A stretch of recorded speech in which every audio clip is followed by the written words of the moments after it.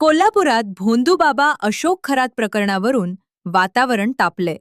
धनगर समाजाच्या वतीनं जिल्हाधिकारी कार्यालयाबाहेर जोरदार निदर्शनं करण्यात आली. यावेळी घोषणाबाजी करत खरात विरोधात तीव्र निषेध नोंदवण्यात आला.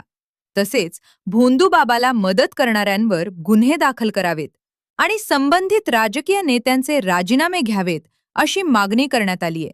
भोंदूबाबा अशोक खरात प्रकरणाचे पडसाद आता कोल्हापुरात उमटताना दिसत आहेत. धनगर समाजाच्या वतीनं जिल्हाधिकारी कार्यालयावर मोर्चा काढत जोरदार निदर्शनं करण्यात आली. आंदोलनकर्त्यांनी घोषणाबाजी करत खरात विरोधात तीव्र संताप व्यक्त केला. यावेळी भोंदूबाबाला मदत करणाऱ्या सर्वांवर गुन्हे दाखल करण्याची मागणी करण्यात आली.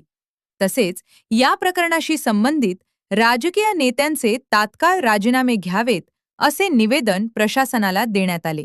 दरम्यान महाराष्ट्रातील कोणत्याही वकिलांनी अशोक खरातचे वकीलपत्र घेऊ नये असे आवाहनही आंदोलनकर्त्यांनी केले.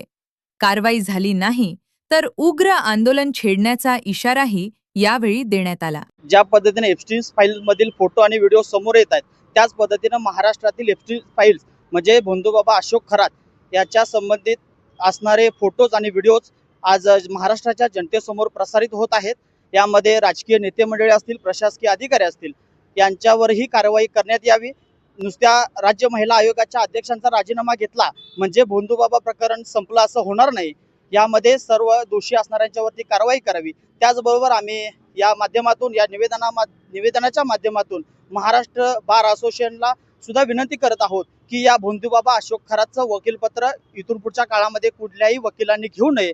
त्याचबरोबर त्याला जास्तीत जास्त व कडक त्याच्यावरती कारवाई व्हावी यासाठी सर्वांनी सहकार्य करावे अशी विनंती आज आम्ही सकल धनगर समाजाच्या वतीने निवेदनाच्या माध्यमातून माननीय जिल्हाधिकाऱ्यांना केलेली आहे.